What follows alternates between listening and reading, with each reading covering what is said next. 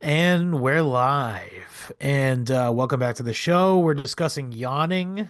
Woo! Um, and no, I was just about to say my hot take about yawning, which is it's not really a hot take, but it's a take.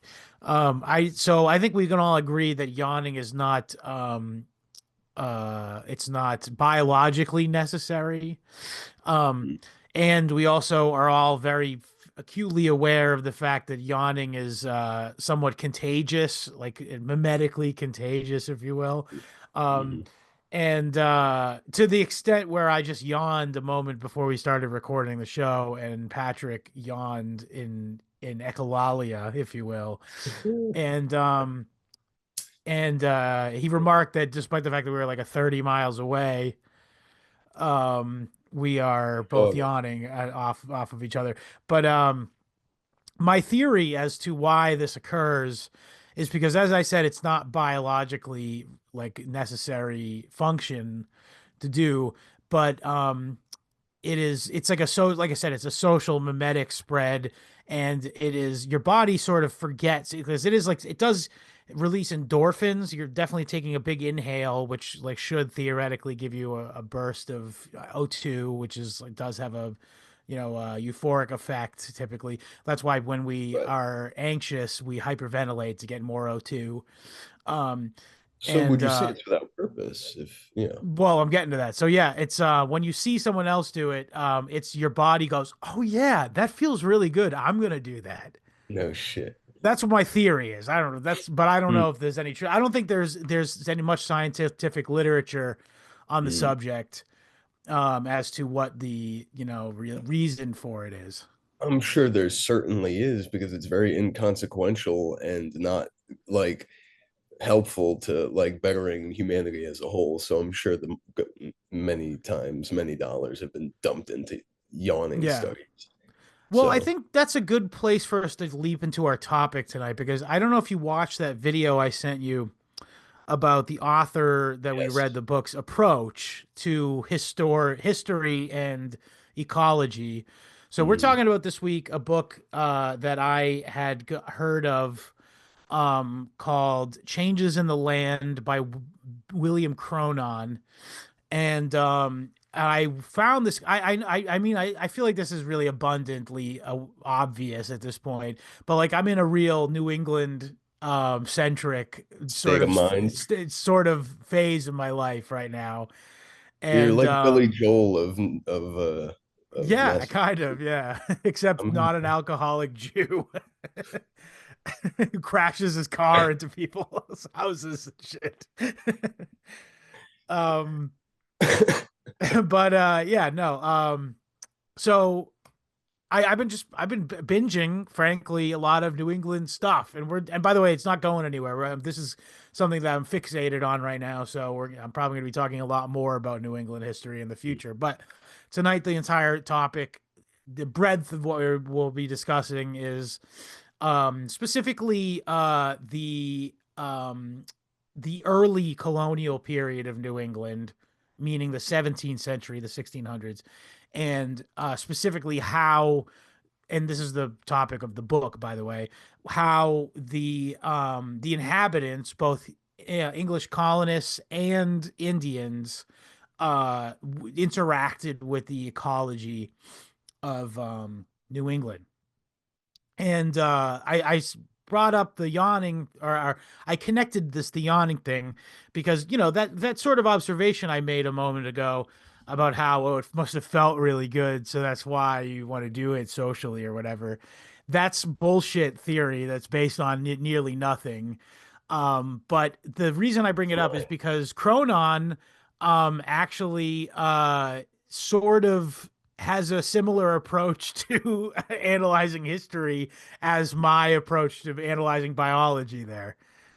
Which is the History Homos patented approach to anything, which is sounds about right. Yeah, Yeah. that's why I resonated with this book a lot, by the way. I mean, if the shoe fits, you must acquit. Uh, Yeah.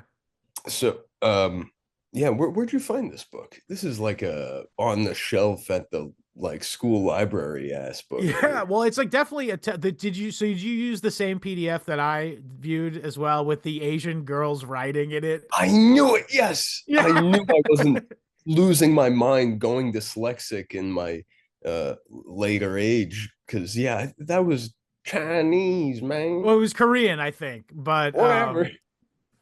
but you know, also just had a very obviously girly, bubbly writing as well. Yeah, a Um, sad face. yeah, A, ha ha ha about uh, something. I'm like, I'll be honest, not too far wasn't off very from funny. Yeah, annotation. It's no, great really, annotation. It was very helpful. I couldn't really read it too well, but irregardless, so yeah, it is like a very as you said, it's very much like a college textbook almost. Yeah. Or like a what would you call that, bachelor's level Yeah. sort of coursework book kind of I thing. could have seen this in like high school or whatever, being Yeah, perfectly. This is a great book, though. Like, I'm yeah, it very, is. yeah, very glad we, took I this I far. want to shout out the YouTuber who apprised me of this. I want to Mm. say his name is, and if we could get a hold of this guy just to say we shouted him out, that would be great, guys. But I think his name is Fishing at Historic Spots is the name of his Nice. YouTube. And he God. does do indeed do fishing videos, and he takes you to around to different like New England, primarily Massachusetts state parks and stuff. And he did a video about deforestation in Massachusetts specifically.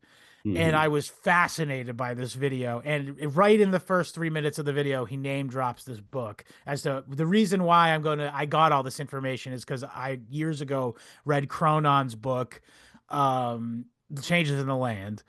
Mhm. And I was like, immediately went directly to Wikipedia, and I'm like, oh, this is a book. And then I immediately went and got the PDF for it, and it did not disappoint. Huh? I mean, uh, what more could you expect from a Rhodes Scholar Well, such as? that's what I was gonna just Yeah, prompt you now. So you did a little digging into Cronon's history. I mean, What's the hardly. deal with Cronon? I kind of just like blew the dust off of his Wikipedia page, and there it was. Born 54 in New Haven, Connecticut. Wait, what was his birthday? Uh, 1954. Yeah, I what was his birthday though? let me tell you right now. He was born on the day of. Certain day, very memorable. I'll never forget it, certainly. Reminds me of that tragedy. Gee. Yeah, 9/11 for those if you don't feel like Googling to laugh. Sorry, By the sorry. way, actually, it would have been funnier if I didn't say it. Let them go find out. But anyway, yes. And So, not that that's relevant, but I'm not trying to be like, woo, guys, well, I mean, the you know, Freemason. we live in an ecosystem, and 9/11 is part of it. So New Haven, Connecticut, went off to University of Wisconsin at Madison, got himself a. Well, Uh, don't forget to mention his dad was a professor oh at yeah, Yale. oh yes, yes. Dean of University of Wisconsin and initially a Yale professor. Yes. Um, let's see. Now, what's interesting about his son William is he initially studies English and history, goes to get two masters, one at Yale in philosophy and another at Oxford, and in philosophy as well. Scores himself a doctorate in philosophy at Jesus College at Oxford, where he became a Rhodes Scholar in '81. Uh, Jesuits, if I'm not mistaken. yeah. Correct. Jesus, Uh, Society of Jesus. yes. And now this is interesting. Doctorate in philosophy in British urban and economic history. And That then, checks out. I mean, he definitely knew his shit when he was writing this book for sure. yeah, especially with how invaluable the information about, the economics of Europe, as a whole Yeah. impact what was going on here in New England. Yeah, which by the way, I want to dwell on that while we discuss this book, by the way, because I think Mm, that's probably the most insightful thing that he has to say about the entire topic. yeah. So insightful that in '85 he scored himself a MacArthur Fellowship uh, grant, uh, much like Mr. Cormac McCarthy himself. Yeah, and the guy from Synecdoche, New York. Who? Do you ever see Synecdoche, New York? Schenectady? That's not. It's Synecdoche though. Is it? Yeah, Synecdoche. Yeah, seriously, it's a term in Yeah. literature. Yeah, seriously, it's like an Yes, analogy or it something. is. Right, it is. Synecdoche, Yes. maybe. Synecdoche. Sorry. Yeah. So, what's his name? Hoffman. Yeah, Philip Seymour Hoffman. I remember Yes. that. That The movie is character quite one that got the MacArthur Genius Grant. checks out. Uh, and Sir, listen. Yeah. So listen, Cronin knows his stuff and seems to have been rubbing He's many tapped elbows. in. Oh yeah. Now here's interesting thing here. His Yale advisor Edmund Sears Morgan lauded as one of the great prose writers of his time. Uh, Yeah, I've never heard of him, so please lay it on me. well, no, that's as far as I could Oh, really say. okay. I'm sorry. Yeah. This is Wikipedia speaking. Well, I This don't want to isn't a get too. Patrick editorialization. I don't want to get too far into the weeds talking. Because as far as I could gather, this his his mentor is not particularly Relevant. Okay, fine. Fair enough. especially a book like this. It's not. We'll get this Yeah, right well, out of the way. that was what I was gonna say. I in light of all that Rhodes Scholar stuff, I actually think not only is this This just book a is not skit. pleasant book Yeah, to read, but also it has like a fairly cogent and relevant point to today's discourse, I think. it's it's by no means ineffectual or like Yeah, it almost like leads you to he almost has some like based and, environmentalist based environmental takes almost mhm. like Yeah, it really like one leads of the up to primary things, not to jump, let's just jump right into it, I guess, but one of his primary things is like I don't like basically he's saying like fuck orthodox positions, like let's um actually look at something, looking at pieces of information and try to craft a narrative that's like based off of like things you read as opposed to tapping into previously held notions. And he does, the way he sort of starts this off is by sort of attacking Walden, or it's Mhm, attacking Henry David Thoreau, who, by the mhm. way, I don't think it's like a hot take to say he was sort of a polemicist, first of all. Um, Sure. and uh and another thing is that he doesn't really go there, but I kind of wish he did, is Henry David Thoreau and many of the people who sort of contributed to many of the currently held narratives around like environmentalism and like social, like the I don't know what the word is, sort of oh, fuck that. Utopianism. Utopia, yeah. That is like very much a Protestant product of Protestant Calvinist thinking. Um and it's Uh, all based around like this sort of self-denial. It's, remember we were talking about just a couple weeks ago, here's a quick plug here, on our Substack page we did an episode about New England's dark day in 1780. And one of the things we sort of meditated on primarily was the fact that everyone and their mother had their own sort of theological interpretation as to what this natural phenomenon that was taking place mhm. was. And I think there's so much, particularly as it relates to New England, there's so, because of the Yankees, but there's so much bound up, there's so much of this like myth, this like Calvinist mythology bound up in how we view the human relationship with the earth. And that like like this idea that we're in a fallen world, we're just on the cusp, like, and this is actually almost a cold take at this point, but like the climate change people, they're millennialists, like they're Mm, waiting for the end times to come. You know what I yes, mean? but they're not. The in name They're only. subverted ones. Yeah, the subverted. Yeah. Yeah, it, there's sort of a like millennialists without any gas. Yeah. No, nothing left to, Fatalistic millennialist. yeah, like where it's they're not even, they have no anticipation for what's to come after. It's sort Yeah. of just like as everything burns to a crisp, they get to go, I told you so.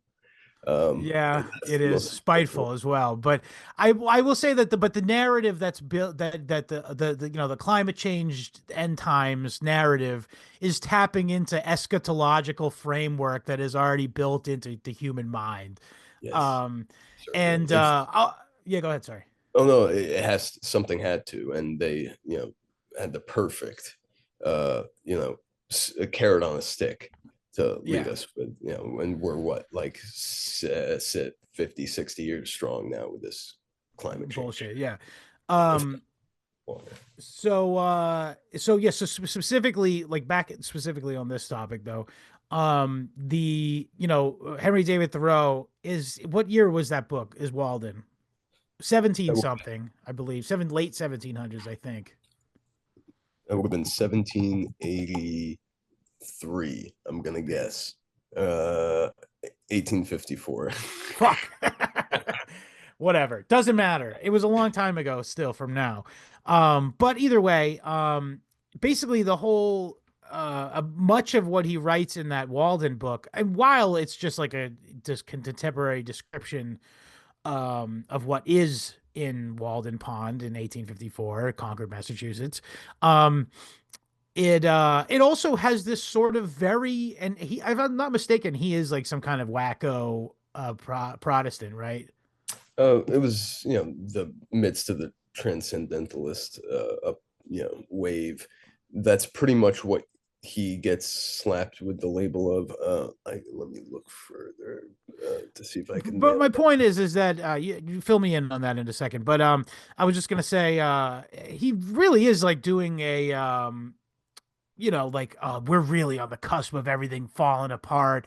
It's like I read all the earlier naturalists of New England, and the way they describe New England's wildlife and what do you call it, and like natural features or whatever. They made it seem like Eden.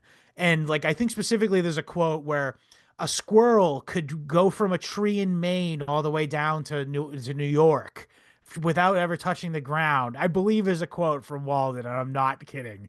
What? Flying squirrel? Cool. Yeah, well, no, to just tree to tree to tree, meaning there's Oh, so many trees, there's no there, it's untouched by human hands. it was lost. Um, right. Well, Cronon is here to tell you that that's a bullshit narrative. It's not true. Absolutely.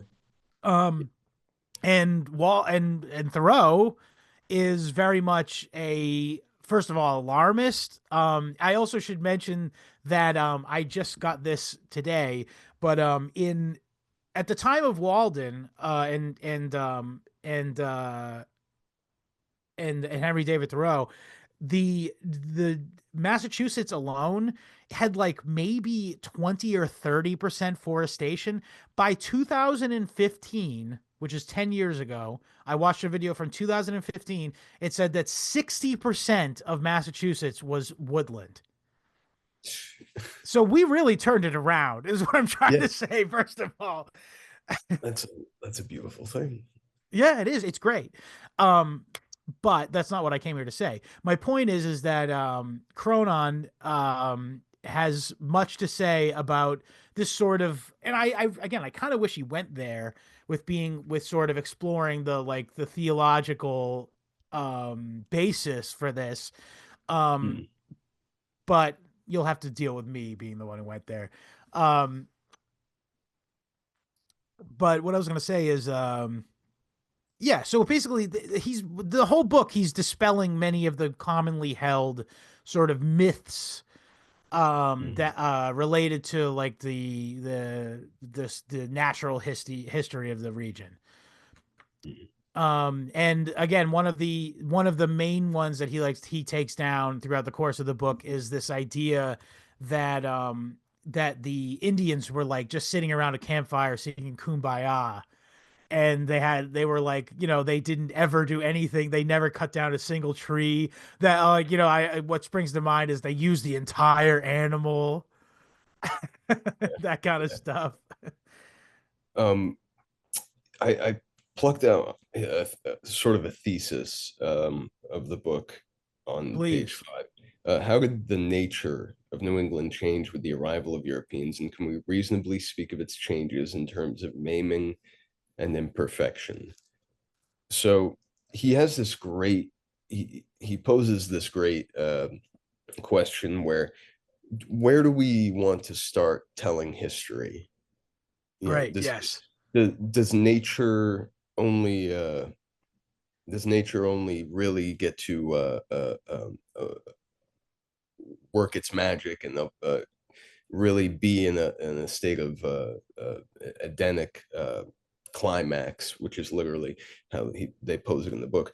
Um, can nature only be nature if humans aren't around to bother it? It's like literally the opposite of if a tree falls in the forest, did it make a Yeah, sound? It's perfect. literally, is a forest really sort of thriving if there's a human around interacting Yeah. with it? Is like what the mainstream sort of ecological narrative is what at least what Cronon is Mhm. trying to sort of take down. Let's see. And this goes back to, I think that Edenic climax, as you were just sort of referring to, is a Yeah. concept that existed contemporaneously to the time period we're talking about, if I'm not mistaken, right? Um, it was like some of the earliest naturalists had this thesis that was basically um, all all nature is working towards a old growth forest. Basically, is the concept. Is that, am I right? Do Right. you think I'm right to say that? Right. Exactly. In fact, I There's sort of last a deterministic sort of bent that all nature, if there's left undisturbed, will yeah, eventually arrive at, and that's a an old trajectory. growth forest. Yeah. From pond. This is the let's see. The central dynamic of community change is expressed in what they call succession, from pond to marsh to meadow to pioneer trees to dominant trees. The climax of it all is a mature forest where life is functioning to maintain stability on its own. And you these early naturalists and ecologists will point to any sort of human element as a disturbance Right. where you know where what when was the last time we weren't In somewhere? a forest. Yeah, I know. It's an When absurd notion. it's Yeah. ridiculous. Yeah, I mean, we've been around for whatever they want to say, whatever these people smarter than me want to say. It's sort of useless to uh, try and imagine a world where we're Don't not as exist, first of all. yeah where we don't But exist. the other thing is, We're and not then this is the impacting the first world we thing. live on. Yeah, well, that's the other thing that Cronin goes to is like, and by the way, not only is the point you just made absolutely valid, but also nature is not just some fucking deterministic process. That is just a fucking functionally bullshit Yeah, there's premise. aberrations in it on it Yeah, a of the lightning point. strike, but lights a tree on fire. He goes into all this shit, by the way. Lightning strike completely aberrantly hits the tallest tree in the forest. Now that tree burns, it rots. Now there's less tree cover, and the humus level of the soil lowers, which creates the ideal situation for berries and all kinds of other shit, which to grow up, which there then for creates the environment necessary for animals like deer and beavers and all kinds of shit like that, and then that changes the land itself. So again, are we now going to consider the deers and beavers to be interlopers in this sort of deterministic process of nature, Mr. 1600s ecologist? So funny. Yeah, look at them. They're shitting all over the place. Get these Yeah. beavers out of here. Let's kill literally all of them. Well, that's what happened, actually. Let's wear every beaver pelt we can find. Well, we'll Uh, get to that once we start talking about the Indians and stuff. But uh, Well, yeah, talking about the Indians, dude. Yeah, These let's guys, get to the Indians, I guess. let's So get to them. a big point of this book is sort of just describing the oft misunderstood relationship between Indians and the land, particularly as it pertains to our humble home of the New England. Dude, Um, Indian is not the preferred nomenclature. I think it is though, actually. It turned, yeah, I guess it is, yeah. I think they do prefer that nomenclature, actually. Um, Sorry, yeah. Um, as you were saying, forgive me. oh yeah, yeah. So the Indians are they're well, I guess it varies by area that they're from because down where we live in southern New England rather they were, and this is again, this is really in stark contrast to the imagery that we're given as kids, is this idea that the Indians lived off the land, they never interrupted anything. No, that's bullshit. They were agricultural in southern New England. Mhm. They had incredibly detailed and insightful manners of agriculture that showed incredible understanding of how soil dynamics and nutrients worked. For instance, one of the things they did was they would intentionally not do singular crop planting in a field. And again, we don't know how much they understood of this, but it appears that they understood that by planting alongside their staple crop of corn, maize, um, also they would plant kidney beans as well. And it's a known thing amongst people who garden that if you plant that kind of if you plant beans, legumes, it actually injects nitrogen back into the soil that has normally eaten up by the production of corn.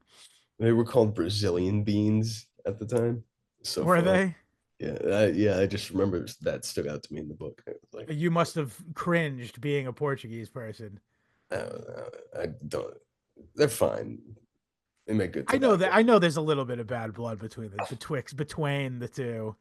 I got no beef with no living man. Um, a couple, but listen, let's get to the tobacco.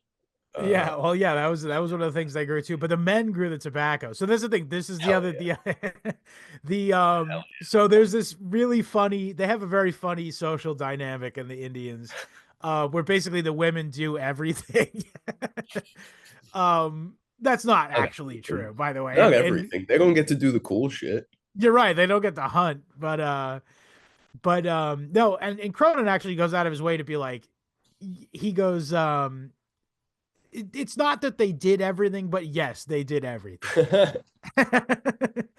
Like the men did work, but like you said, they kind of did like the thing they did actually the things the English looked at the Indians and they were like, the men do nothing all day. They just fucking hunt because they considered hunting to be just fun times. Yeah, which But when you have a musket, yeah, I can certainly see it. the The funness of dynamic it, yeah. changes, all of a sudden, because I will say this actually in defense of the English hunter here.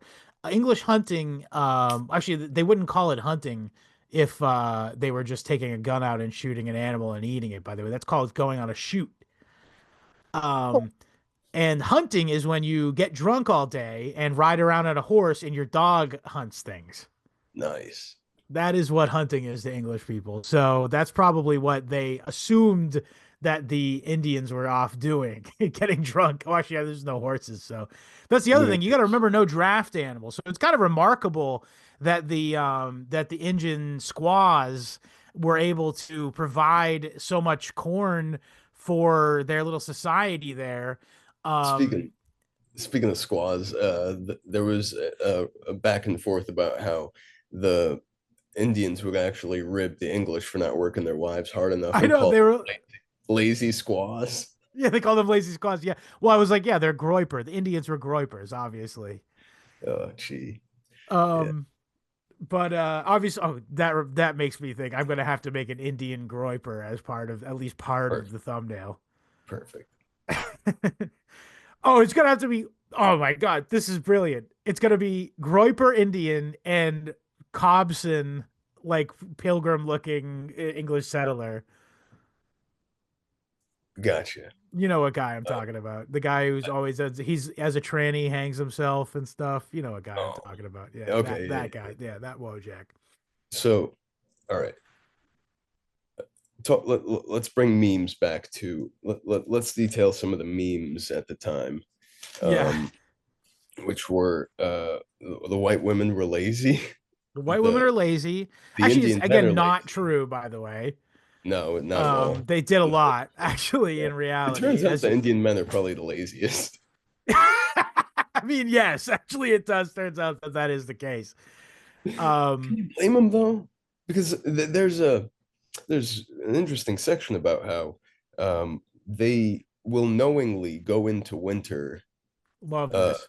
yeah, expecting to have some periods of uh, fasting, going Yeah. without for a bit, and they don't how you say despair over it by any means.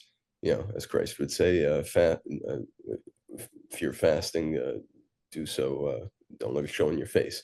But they wouldn't prepare at all for Well, no, it's actually very funny that specifically, I believe that there was like this at least English belief or colonist belief that they were planning, but they just couldn't control themselves and no, ate all that's their okay. Yes, they when they'd hunt and when they'd get good, they'd eat what 10 times in a day, Yeah, times that's in right. Well, they 24. had this, they had sort of a tendency to be a certain type of rich, we'll say, with their food. I was thinking about that earlier. It's very funny that we aligned on that. Uh, is that like yawning? Because What I was have what that word? Yeah, I think it is. Well, it's like whenever it's like that meme where it's like when you're out in public and you see a black guy acting up, and then you make eye contact with the nearest white guy. I mean, yeah, we are sort of in simpatico, thinking uh, about how these Indians they saved up 10 lumps of dried meat, I believe is the quote from the account, the contemporary account. And then they go, "Yeah, we're fine. We're gonna be fine this winter. It's 4 or 5 months, 10 pieces of meat, we'll look at be that. fine." Look at that. That's like 30 pieces of meat a day. Like they can't do math. They're trying to do math to impress the English. um, Oh no, shit. but I think there was something to the fact that or I think they also were just sort of a little bit too overconfident in their hunting abilities in the winter as well as part of it. Because it wasn't by no means that they were they hunkered down in a cave, just sitting and looking at the wall and being, man, I can't wait for the spring. No, No. they were out all day, every day, looking for something to eat Yes. Yeah. and would beg, borrow, and steal for whatever that was. But so again, the other thing is I mentioned before this sort of this hyper regional um aspect of the way that they survived. Up in the north, up in New higher latitudes in New Hampshire, but also Maine. It was like apparently there's a lot of Indians up there, by the way. But they almost entirely subsisted off of just hunting, period. They did not even do agriculture. Whereas, like I said, down where we live in southern New England, it was almost primarily agricultural. And it was sort of just, they almost treated hunting the way that the English did, which is just like Yeah. bonus treats. Oh yeah. I mean, beef jerky is the best treat. Beef So, jerky as a treat, basically. Yeah. oh, Speaking hell of as a treat, by the way, did you like the fact that there was that governor of a town or something, and he wrote a little poem that was his treatise on Indian relations? I purposely did not dwell on that because it was very lame. I Well, just listen, I think well as I wrote, I don't know if I said this to you as well, but I wrote early New England governor of a town writes his treatise on Indian relations in rhyming scheme as a treat. Because also I have to mention that they all had this really hilarious spelling conventions that were oh man. not standardized, by the way. I have the poem here. Yeah, read it out. Yeah. All right. Well, Uh, maybe read that actually when we're talking about that sort of sure, when sure. they're actually trading. Let's talk a Right. little bit more about the Indians, how they lived. So they primarily, like I said, a lot of their food came from like oysters and shit that they could just like literally grab up off the trees.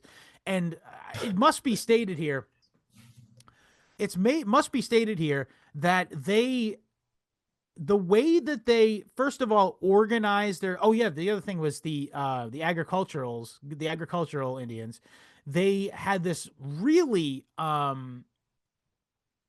like really, what's the word I'm looking for? What's the word I I'm don't looking? know, It, intuitive, I don't know that it's intuitive. It's can do it. really regimented system for where they would be at different times of the year. Yes. And they knew this really, really well, even though again, I don't think they had any written language or anything. This was sort of just passed orally or something. Yeah. Um, Well, they'd return to the same spots for 8, 10 years, knowing fully well, what they were going to be finding there. right. The corn would have grown this much, or we tucked away some corn at the base of a tree to rot so we could eat it and enjoy it Yeah, as a apparently that makes it fermented or something. Yeah, as a treat. They literally there's a place that had a name. That's the other thing. They every place that the every like like place name was like almost like a food map. Yes, So brilliant. like yeah, everything like it was like the place where we go to hunt Yeah, X, yeah, Beaver yeah. Creek in their goofy ass language. Don't go here. One of my favorite ones was I couldn't tell you what the name in Oh, I Indian know what was. you mean. I know The which one. Worcester one, yeah. There's a river outside of Worcester, um, and the Indian name translates to I'll fish on this side of the river, you fish on that side of the river. Nobody fishes in the middle. We all get along. Yes, exactly. That's the It's, name of a place in Worcester, by the way, which and is just great for Worcester, by the way. I wish I could find it, so because it's Hey, literally you like stay on that fucking side of the river. I'll stay on this side of the river. Nobody's fishes in the middle of the fucking river. We all fucking get along. don't well they that was a whole great section in the book, the disparity in the understanding in land and property, Yeah. rights and holding and Yeah, so on. certainly the Indians did have like a sense of diplomacy and sort of business negotiation between the groups. And in fact, Roger Williams writes about a story that he personally oversaw where one tribe paid, I don't know what the fucking items were that they were trading, but paid a certain Well, amount of items for like the rights to like 800 feet. It was like a dispute of 800 feet and they exchanged items over it. So it was very specific. a The great later view. on, well, It's I probably think it was like a hunting nice rights. It was something to do with sunset. hunting or fishing, or they were fighting over which side of the river they could, or which side of the mouth of the bay they could pick Sure. the oysters from or something. But Still, yeah. later on, and again, you were just referring to that chapter where they have he sort of underlines the sort of fundamental disconnect between the way that the Indians and the English viewed property. So the English often attacked the Indians for being like they don't even use the ground. Like they do a little bit of farming, I guess, but they don't even they don't put fences up. They don't like take care of their land. They leave for a long period of time and go to other places. How are we supposed to treat their property like that? There's not even house numbers. Yeah, yeah, it must be. I, Yeah, it must be I can't even bullshit then. how am I supposed to find Squanto's place? I can't even find Um, 15 Bean Boulevard. I hate to tell you, I hate to burst your bubble here, but I bet a lot of the names of the streets are all the same since then. Funny enough, yeah. No, absolutely. Here's one thing I didn't know. Squanto was apparently, I mean, this is probably common knowledge, people that pay attention in second grade, but um, he was the last of his tribe that had been wiped out by disease. Yeah, I knew that. Yeah, Poor guy. He was just rogue Squanto. yeah, he Aloe, wasn't even sore about it either. yeah, good for him. He's probably Yeah, I guess. fasting. It must have. Um, But I was gonna say is oh, a little piece of little anecdote here. But yeah. Plymouth, Massachusetts, not too far from either of us, by the by. But I little known fact, my wife and I went on our honeymoon to a little place called Plymouth, Massachusetts.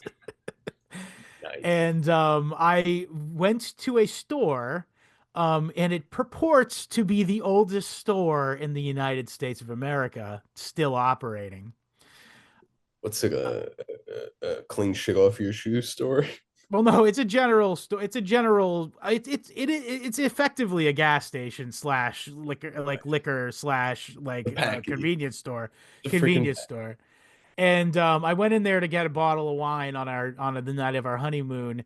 And who owns it? It was a uh type of Indian, but not the kind we're talking about. Vivek Ramaswamy. Yeah, one of these motherfuckers. I'm like, of course, by the way. I mean, supposedly the oldest store in You- America. You walk in and Sanjeep fucking street shitters on the fucking counter. The oldest store in America, and you can only pay with Bitcoin. Yeah. Amen. Um, America. Yay. but Uh yeah, there's a little anecdote. Very nice place, by the way. I recommend anyone who hasn't been there to go check it out. And there's a lot of nice history stuff there too. The Plymouth Plantation is a little bit of steep price to get in, but they do have some cool stuff. And accepting that also, you can just sort of walk around a park that has existed since the time of the founding of Plymouth, Old Plymouth, and you can walk right through the still extant grist mill that is still there to this day. I don't know what a grist mill does. Probably, I imagine it probably just grinds the wheat or something, maybe. But at any rate, it was very cool to do that on my honeymoon, and I did you lift the recommend. rock? You can't lift the rock. Have you been there? Also, the I other thing is that's little known fact that that is not the original place where the rock was. The rock was much further out, and they moved it there in order to be for people to be able to actually get to and be able to walk to from their car. Oh, okay. All right. Yeah, that's fair. Fine enough. But It's it still is the same. the rock, I guess. Hey, hell yeah. But did you lift it? No, it's like a boulder, dude. Yeah, It's 600 or 800 pounds. you gotta try, man. Well, it's also. Have you been there? Have you really not been there before? I think I would probably I have weird memories, like weird like McMartin preschoolish memories of this place where like I see like people in the attire and shit. And I was like I remember this very shitty like exhibit where like they're just dressed up, these mannequins, and but that's all I remember. I don't know if that Well, was Plymouth Rock is not part of the Plymouth Plantation. Plymouth Rock is just like a rock that's out, like on the beach, nice. and it's actually in a giant cage, so you can't actually go touch the rock. You're not allowed to touch the rock. How People much used to does like graffiti and shit on it, so that's why. oh jeez, can't have nothing nice. Yeah, I know. A bunch of savages in this town. I'm Yeah, the fucking owners of the oldest store in you know America. They're down there shitting on the fucking Plymouth Rock. You know how long people have been saying that phrase in that town? What? A bunch of savages in this town. Oh yeah, 400 or 500 years. Yeah, 400 years at least. Talk about parallel thinking. Well, hey, but listen, the English, and I wanna make this distinction right now. The people doing this are English, and they're Puritans, and they, like you said in the book, there's a distinct lack of addressing what is the impetus for their even being there. Um, Hmm. which yeah, is that because we're told the Puritans ended up in the U.S. At Plymouth Rock because why they couldn't do their thing. They were too uptight for Well, uh there's some truth to that. yes. But the whole thing, everything changed while they were here. And if you remember back to William and my English Civil War episode, the colonists were in Massachusetts for like 50 years at the time of the English Civil War. Mhm. And the guys who won the English Civil War for the Cromwell people were from Mhm. Massachusetts. No shit. Yeah. Oh, They wouldn't have won if not for these hardened Indian fighters came back in a boat from Massachusetts to go kick some royalist ass. hey, man. Uh, well, and yeah, well, what did we get for it? Nobody got any. Everybody suffered for it. I Yeah, think probably is the reality. cool. Yeah, as it But turns out. that is kind of like sort of in keeping with the entire Puritan, aesthetic. I guess is like think you're doing something that's good, but actually sucks. It sucks, and it's only to further the means and ends of like much more savvy and malicious powers. Because ultimately, it kind of just reads to me from this angle, from this distance, um, at this point in my life, having not really thought much about those early years. It seems to me like they kind of, those early settlers were just tossed at the coast to be Absolutely. to And freeze let's and die and to set, for as long as it took until they could start shipping lumber back, which there was actually a they shortage. yeah, there was a shortage in England for hundreds of years at that. 400 years, I think. Yes. Like, yeah, What's it's not a going very on? big island, to be fair. Yeah, no, absolutely. Yeah. But okay, so let's loop back to one Henry David Thoreau, who, as I mentioned in his polemic book Walden, goes on to say, well, I read all these classic New England naturalists who say all these wondrous things about how they had all these different animals that aren't here anymore. You have to go all the way to Maine to see the Wolverine and blah blah blah. Um, and Cronin is quick to notice that he goes, yeah, they said all that to dupe a bunch of English people to come to America to get stuff for the crown, basically. Yeah. Perfect. And they lied. Many people starved to death because they thought you ever read that shitty ass Grapes of Wrath? We'll be reaching up and eating right out of the trees, man. We're not Oh, gonna have to do sure. anything once we get to the promised land of California.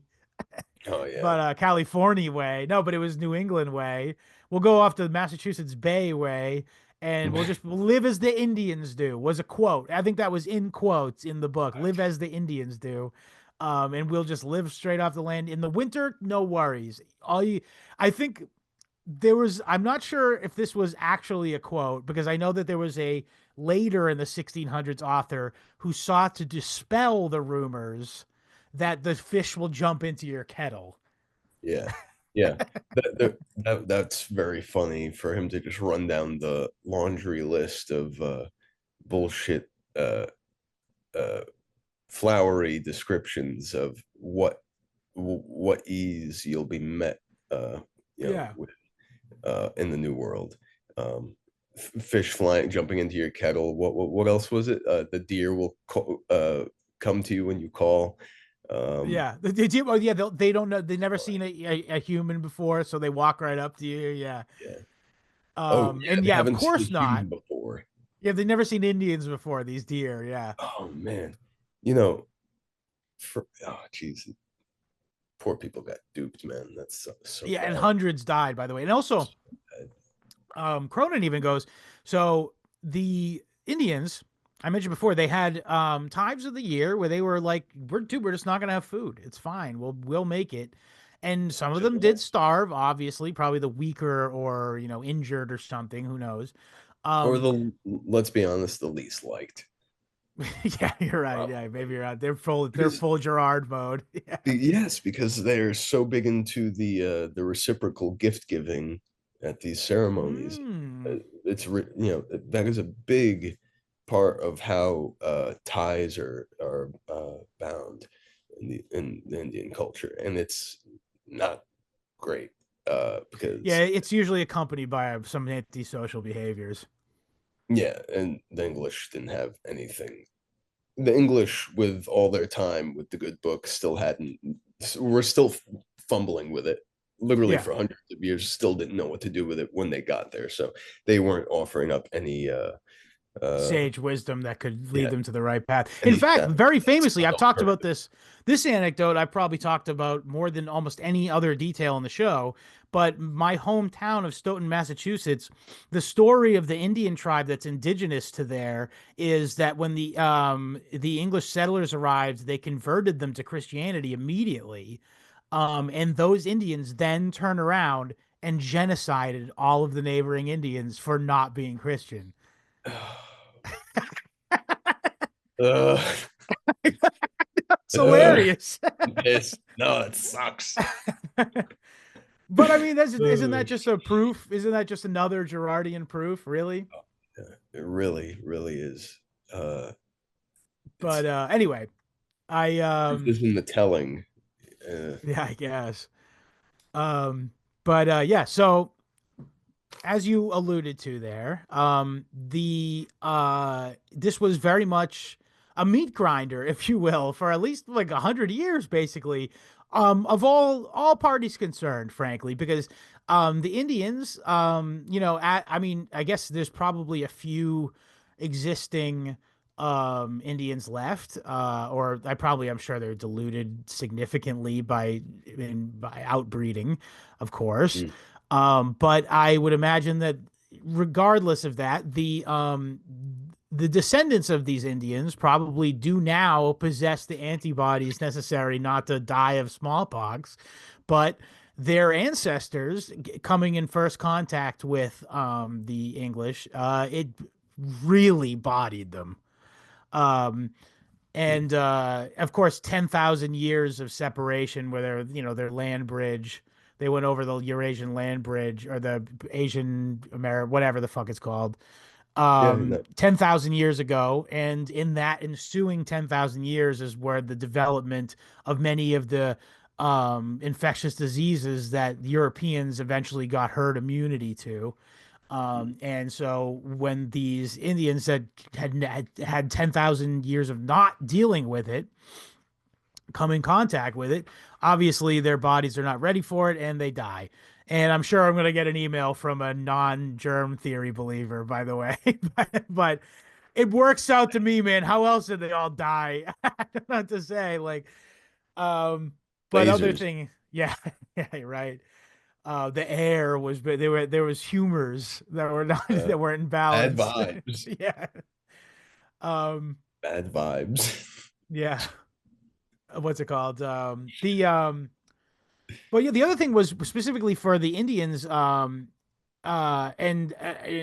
Cronin identifies a bunch of practices that they undertook, including burning underbrush was a really common thing that they would do, Oh which had yeah. two things. Number one, it would prevent fleas from congregating on the outside of their settlements. But second of Mhm. all, it would actually create more favorable crop Hunting. or ground, I should say, for specifically corn, which was their staple crop. Right, right. Also And made for all of that, all of that material being burned would make for a lot of uh great fruit crop. When the English got there and they're talking about, the strawberries 2 inches across, oh right, it's I'm sorry, it wasn't corn. It was the berries that too. that the burning creates. Yeah. Yeah, so it's just so funny to say, oh, look at this, beautiful land, and look at Unspoiled. un underutilized, frankly. Yeah. Yeah. Uh, it's just no, it's been in as close to you know, homeostasis or equilibrium as possible for quite a while.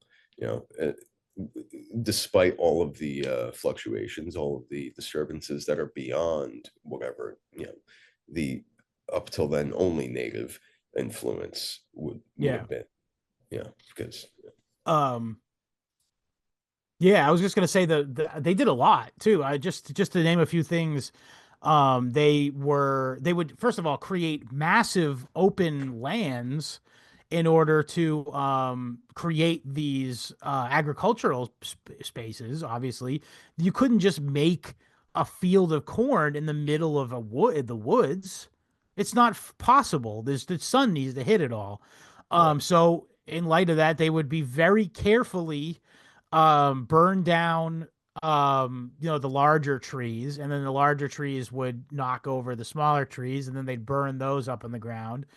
And over a process of time, they would and they were lazy too. That's the other thing. They did not like to spend physical labor, so they were really into the burning thing.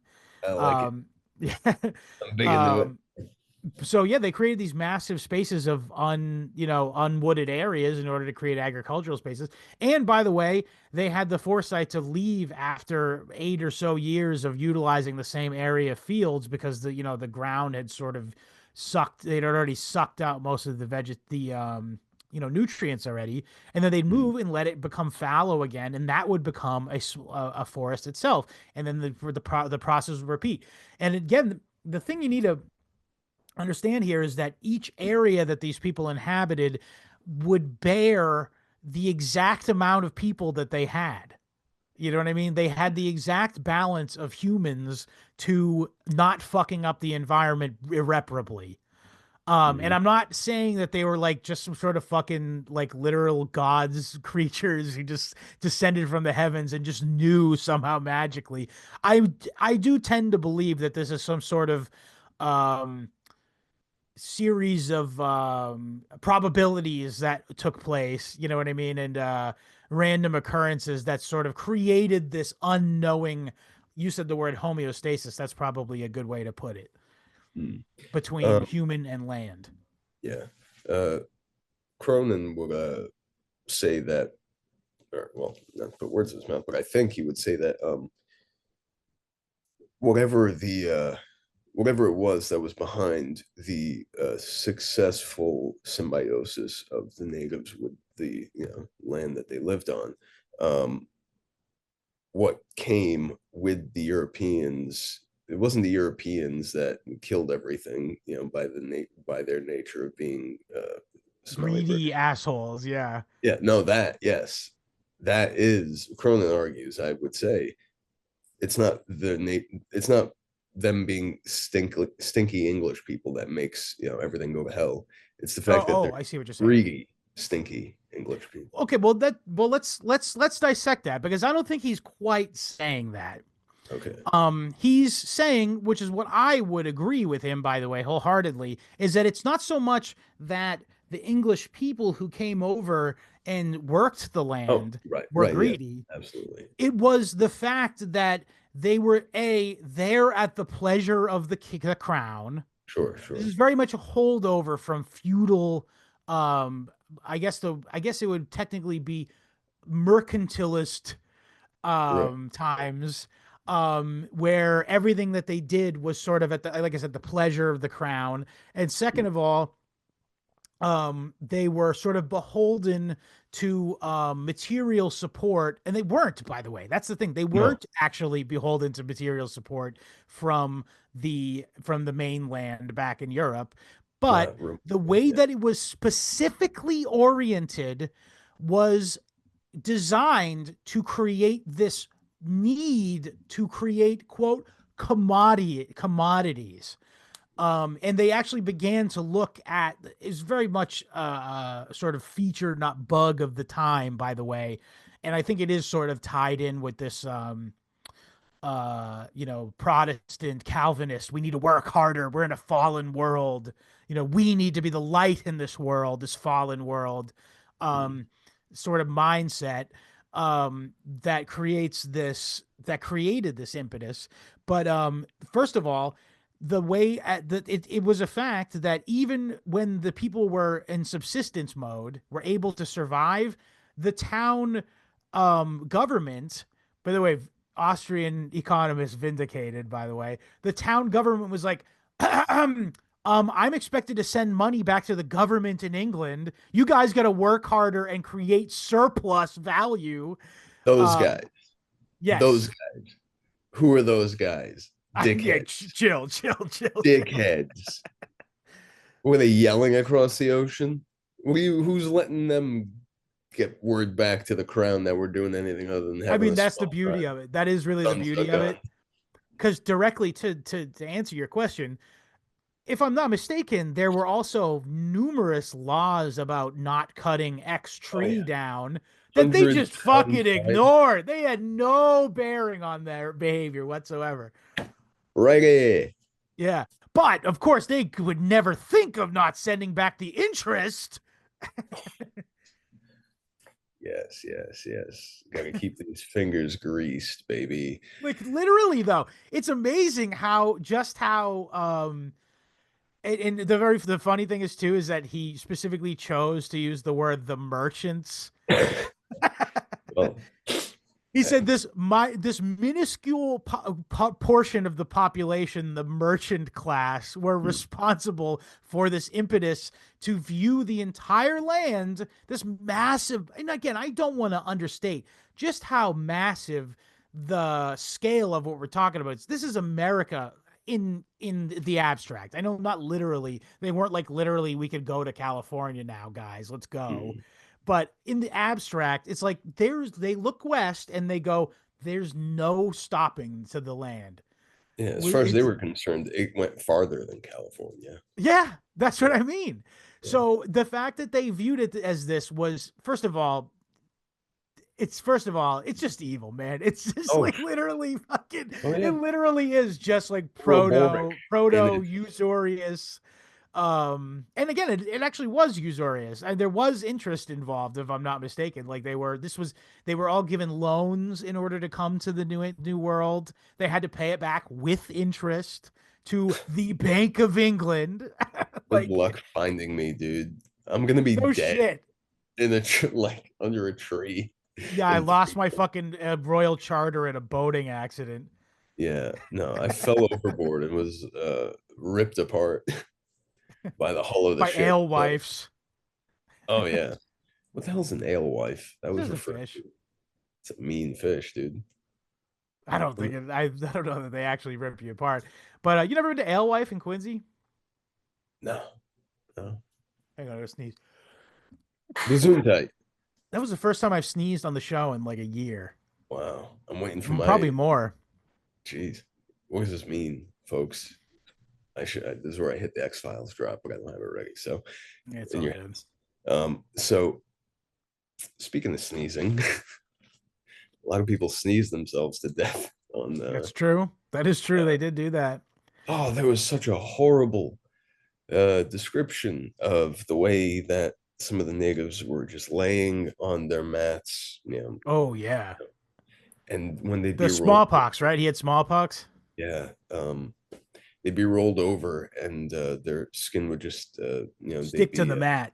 yeah, they'd be And pulled there'd be right like off. bone. You could see his skeleton. He was spooky skeleton underneath. Shit. Oh, they speaking of spooky skeletons, they found a spooky skeleton with Blonde blonde hair, yeah. hair. Um, a castaway, perhaps, perchance. Um, Yeah, those Indians, they did have a tendency to sort of just take you in. They were not like jealous guys, I don't think. no, yeah, well, it's funny. I was thinking about this earlier. I don't know much about the way that these East Coast Indians waged war. All my understanding is, the Comanche and Cherokee and all that, Yeah. wide open plains business. Um, uh, it does seem that, I mean, just by the very nature of, the Puritans not being totally just mown down. Well, they didn't Speak have guns. That does help. that too. But here's can we dispel a myth? I'm pretty sure. Sure. This might have. Probably have Ryan Dawson maybe to thank for this one. I'm pretty sure the whole like Croatoan thing. Hmm. Yeah, I Yeah, knew about that. It is bullshit, right? yeah, they just went somewhere else. That's it. Yeah. Well, they wanted Yeah, the Indians, right? yeah. I'm pretty sure that the Croatoan was a tribe or a place. Probably means hey, this is where we're going. If you can't find us, come meet us here later. That's probably what Yeah, it that means. checks out. Yeah. So, um, yeah, but go figure. Um, do uh, uh, we talked a bit about the way the natives would alter the land, and I think that's Ooh, one I think quick that one I want to get to is please, that they yeah, did this thing where they would create these lanes for hunting. yes, And they brilliant. would burn lanes. So this did a few things. They'd burn lanes into like big, thick woods, like make like a track down the middle of it. And then they would get a group of guys, two groups of guys basically. One would stand at the end of the woods, at the end of the track with their With a point spears, head stick. yeah, with spears. And then the other guys would go through the woods and would just look for deer. They would look for deer or any kind of animal that was like just sort of the prey animal kind of thing. And they would Worth just sort of make a racket and push them out into these lanes, these artificial lanes that they created. yeah, And dumb animals, they just run down the lane. They don't think, I'll lose them by going into the woods again. yeah. And they would run straight into the spears. Oh, Now that was great, but the other thing is, and again, Cronin doesn't go so far as to go, yo, think about how genius they were. But he said one of the side effects of doing this was the fact that it created more edge area, meaning the edge of the woods was a place where berries and different kinds of plants that don't exist in the center of the woods. But the effect of the fact that there was more edge in the woods that they create because they created more. Just think about how like when you cut a sandwich diagonally, it has more corners. And everybody loves corners on a sandwich. The best part of the sandwich is the corner. So much like that in the woods, the deer like the corners the best. And so there's plants and shit that the deers eat, and this actually swelled the population of the deer, mhm. creating a more load bearing woods as far as the population base of the deer, meaning Oh, the Indians then themselves could then swell their populations. oh, look at that. A symbiotic and sound and sustainable hunting practice that actually helps flourish the prey animal And the predator. and the ecosystem itself. Yeah. So again, and Cronin doesn't go so far as to go like they knew what they were doing. I think he No, probably, probably, they probably did not, but it's no, a you just have nice side effect that they did get no, that you out just of have to it. know you're not doing the wrong thing. Sure. I think there's something to second guessing. Um, you know what the right thing to do is. I think almost anybody knows what the right thing to do is. A lot of there's the rationalizing that comes after. So I think outside of these vampiric elements, such as globalist capital, A Hungary, yeah, proto-globo homo. uh, without that, poisoning every single interaction between individuals and nature and people, there is I think that leaves a lot of room for people to just do what is Intuitive, what is intuitively working and seems to not do upset. no harm. Yeah, I mean, because when when you own your own place, you're much more invested in the state of it. When when you have property, when you have your own lawn, it's different than walking out of your house and onto the sidewalk. You Sure. don't walk out on the sidewalk and start cleaning up the trash and the weeds. I mean, you might. Uh, we used to when I was a kid. Um, but yeah, I think there's some. By no means do I place any blame on those poor people who came here under the Yeah. worst Well, they were possible conditions. fairly based themselves. I was gonna say that the way it started initially was when they would get these. these charters for towns or whatever, a lot of times they would know each other and would be related to each other, and they would sort of live communally, basically. And it would be an entire generation before the lands would actually be parceled out into individuation, individual lots. Hmm. Um, and guess why did that happen? Because that's how they were able to tax them, Yeah. and that's how they were able to create, that they were like, all right, guys, be productive. Come on, come on. We didn't just bring you over here to live. You're An supposed to do agent of something the for us. Yeah, an agent of the crown finally stumbles out of the woods and isn't immediately speared and starts issuing commands and edicts and shit and Yeah. reminding people, oh yeah, we're English. That's Oh, right. right. I forgot. We're run by a bank Oh, essentially that was installed by William the Conqueror. great. Oh shit. For a second I thought we were just children of God. Yeah.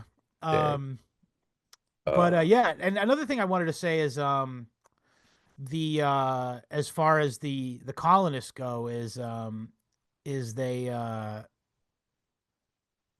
oh no, that was pretty much it. It was a yeah, they had like a sort of they were very base when they first got there. Like they again live communally. And again, actually, I think there's a Tom Woods book where he goes, actually, it was bad for them to have communally because they didn't work as hard because they assumed that everyone else was gonna pick up the slack or some fucking libertarian shit. Shouts out Tom Woods. I know you're listening, but and you know what? Someone did pick up the slack because they knew because they had yeah, they all gotten survived, didn't they? yeah, because everybody gets to the zenith of their own laziness and they're like, all right, I'm a piece of shit. I gotta do something. Or we're going to starve to death. Yeah. Yeah, all right. And a few guys that happens all at once, and parallel thinking. And they're like, all right, Another thing let's I go on want a to hunt. say is Roger Williams was just a 100% based and red pilled guy. I don't know. I don't know. I don't actually have no idea what his theology was. I'm pretty sure he had a bogus, you know, borderline Puritan, thing going on. But he was cool to the Indians, first of all, but never wasn't cool, wasn't like pro, English settler either. He was Mm, just like, for my own peace, I want to pay the Indians for the land that I inhabit. mm. And he didn't fight with them. Yeah, because render unto Caesar what is Caesar's. You know, you Yeah, I you think he did. wander you wander into this wholly different system of property and you know of interchange. Uh, like you have to acquiesce in some way or another. You have to make sure that whether it jives with where you come from, It's the uh, white thing to do. it's mighty white of you. It's mighty white of him to go to pay the Indians for the land that he took. Couple wampum, what do you? A couple wampum, what? Well, we'll talk about wampum now. So by the way, just in case anyone is not from this area, obviously, Roger Williams is the founder of Providence Plantation Colony, Mm, which is now, as everybody probably would know, is the state of Rhode Island. And he mm. was kicked out of the Massachusetts Bay Colony for being a heretic, essentially. Which I would be very surprised if there was very much difference between what those two groups of people's theology was, to be Oh honest yeah, with you. But these were matters of serious import at the time, I think. um, but yeah, so let's talk about specifically uh the effect of the fur trade and its mm. fur trade and its consequences was fucking what is, I can't even remember what the Shit. The Kaczynski thing, industrial society, and did I lose you? That sucks. I'll keep. So what happened was, is as far back as the 15 or 1400s, probably, French specifically. I can see it. We should be all copacetic now. Um, but French people were going to the North America in general for time immemorial. And they didn't really leave many records about it either. So, notably though, in the very early 1600s, maybe even late 1500s, I don't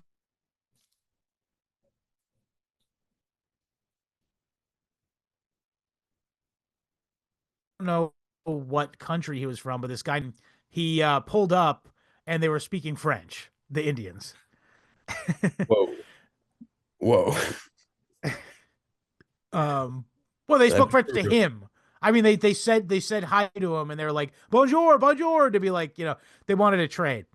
No shit. That's so Yeah, funny. they were speaking European languages because they saw that there was white guy in a boat, so we better speak the language that we've heard the other white guys in a boat speak. Yeah. Oh man, that's such a trip. Native Americans, first thing you hear is bonjour. That's so funny. And they're all wearing fur hats, of course. But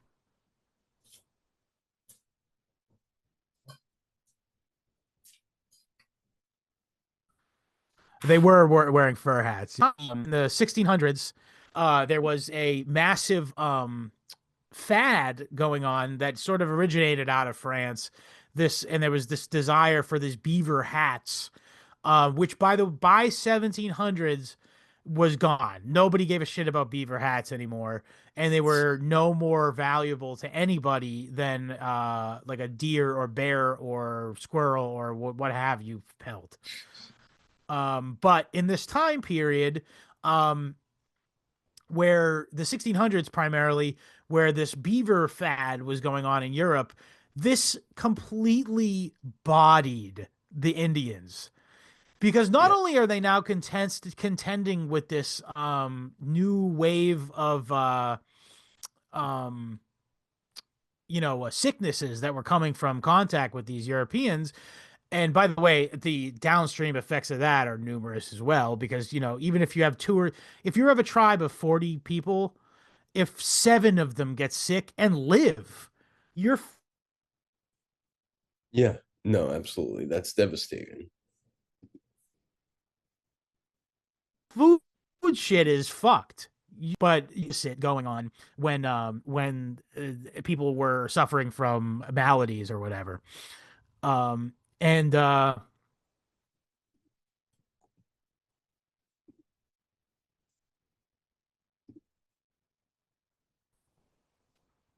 that said, guys in Europe and going, hey,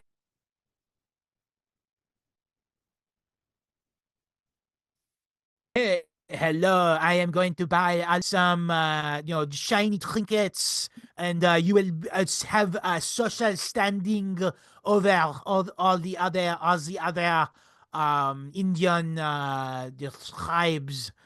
Um, and they at this point they go, well, yeah, I want that first of all, and they switch their entire mode of production into collecting beaver pelts now. Yeah. And as a result, of course, all actions have a reaction. The beaver basically goes extinct. Uh, and also now they are because now that they've basically shifted over the Indian economy into fur production, they now can have no longer have any furs to with which to array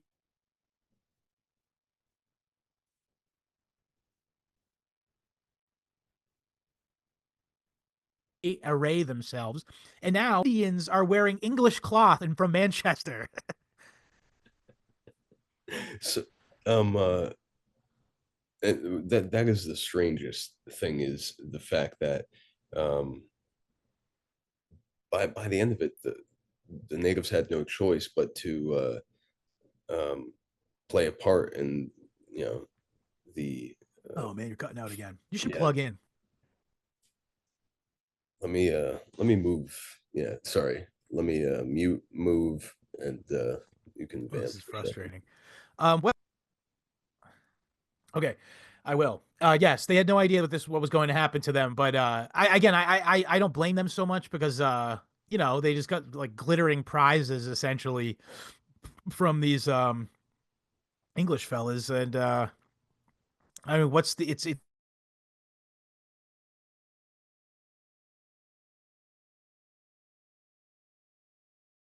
it's an obvious temptation to the fact. Oh, the other thing was wampum. Yeah, wampum is this shell that was created out of I don't know what animal, but it was primarily found in Long Island.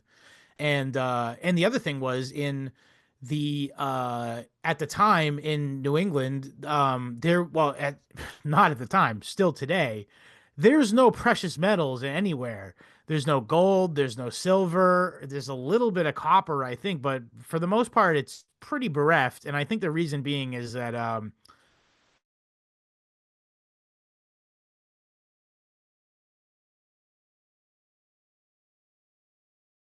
it's a highly glacial area, a clay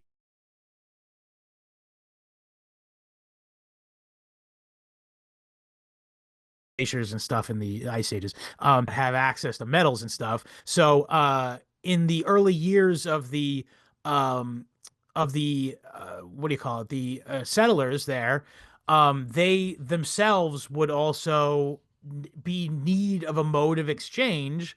So they see these Indians using this wampum, which is, I believe it was some kind of shell that they use drills in order to like work on in order to make them, see official or something. Maybe They they put do a it by hole in them. hand. They do it by hand initially, which would, certainly inflate the value of each wampum. But by the time the colonists understand that wampum is a useful means of exchange with the natives, it's something that they put value in. God damn it. Uh, why shouldn't they help inflate this currency? So yeah, they start using tools to actually drill out these quahog shells, um, put them on beads, and that's what they use as a unit of money, unit of currency. They're cohogs. Yeah. So Damn. yeah, this is getting pretty frustrating with the delay. So I love that little cartoony catch up thing it does too, by the way. At the end of Is like a it time where it freezes, it goes you like you spaz for a second because it's is it catching doing it up. on your end too? Because yeah, I'm glad it's doing it because I'm at least keeping up with what's going on somewhat. So, folks, apologies for the technical difficulties. The It's natives are yeah, out this is for dead ass or at least comment on it. But yeah, yeah, no, so yeah, the natives are out there. They're yeah, so the problem is that so after a certain amount of time where the 1600s go by, during this time, it's not like the English are putting all their eggs in just this one New England basket. They're also putting they're also heavily developing settlements in the Caribbean, which are festooned with gold and silver, particularly silver, I think. And as a result, by probably 1690, there's no need for wampum at all anymore. And this is in the wake of these Indians having completely changed their economies to sort of produce wampum.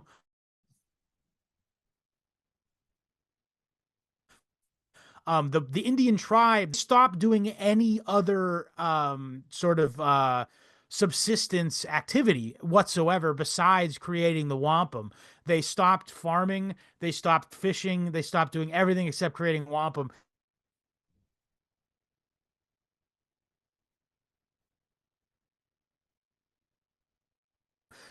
So when the wampum trade essentially even sort of I did, but they had to completely change. It's like the we were talking about the Indians, the ghost dancer guys, like the crazy horse and shit.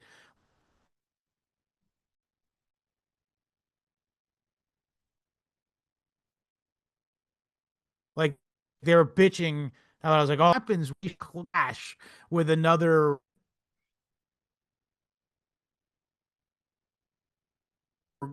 world power, basically. Well, actually, your way of life is coming to a close,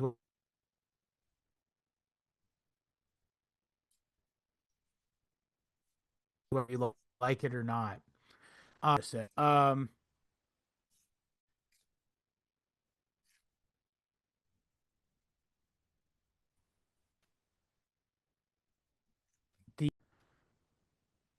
Okay, let's just recover the wampum thing. Please. And so basically, wampum is was made from, I believe, quahogs, as we discussed, and it began as sort of a hold of value between Indians. And as I said, the at the time there at the time and still today, due to the fact that it is a glacial area, New England, of course. There's not really a lot of precious metals of any kind here to then and now. And as a result, there was not really any way, particularly at the time, money was generally constricted to being a piece of silver or gold or other precious metal as a mode of exchange. And concurrently, during the time period we're talking about, the 1600s, the British Empire was also developing its colonies in the Caribbean, which was home to silver mines. And so by the end of the 1700s, they were able to bring actual money in. But in the interim, they were utilizing this fiat currency essentially, which was these sort of drilled out quahog shells, and they and again the tribe that developed them initially at the fact that the sort of boom in usefulness of them was because the settlers began using it as a mode of exchange. They actually shifted their entire way of life around to be centered around creating wampum. So when this wampum, craze ended, essentially, like they had nothing to do anymore. They had to completely change their way of life. And they're being dragged along by this wave of global homo capital Yeah, uh well, it's literally like fiat currency. It's yeah, literally a no, fake literally. currency that represents value, air quotes, but can be inflated by production of it, essentially. Which again, it was probably hampered by the fact that it was like fairly difficult and or, commodity, or what's the word? Resource consuming to create or whatever. It's not quite as easy as literally putting zeros on a spreadsheet like the Fed does now, of course, but um it has a yes, deleterious effect on money, though, is what I'm trying to say.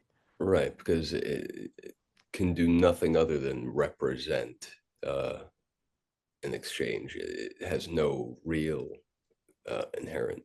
It reminds me of this quote from the book on page 93. What Indians valued was often less the inherent technical qualities of a material object than its ascriptive qualities as an object of status. In this, they were not fundamentally different from Europeans who sought to obtain animal skins so as to display personal wealth. But it just sucks because they didn't realize what they were doing by buying into the hollow currency Well, game. put yourself in their shoes. Oh yeah, You've lived democracies. in barely subsisting for Yeah, your time immemorial, no and chance. all of a sudden you're now given these glittering prizes, as I think I said before, Hmm. for just create only getting one small more easily accessible product, give it be it beaver pelts or wampum or what have you.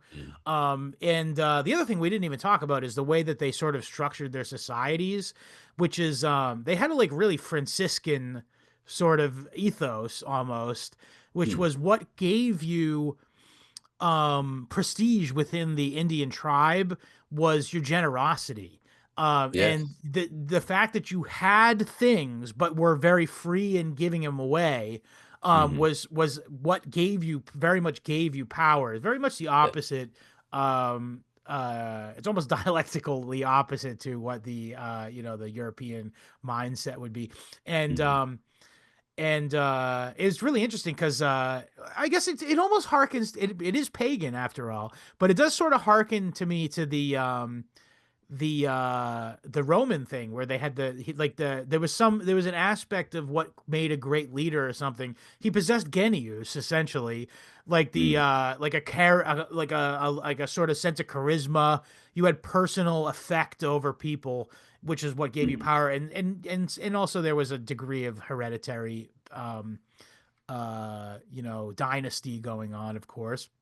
mm. But I would make the case that if a guy was very charismatic, his son would probably be very charismatic as well, or at least had a tendency towards being so. Sure. Um, although it doesn't always, ain't always that way. I'm looking at you, Dad. Not exactly a charmer, I'll say. Obviously I enjoy him, but Listen, um, he doesn't want to but go back to that restaurant anyways. So yeah, what?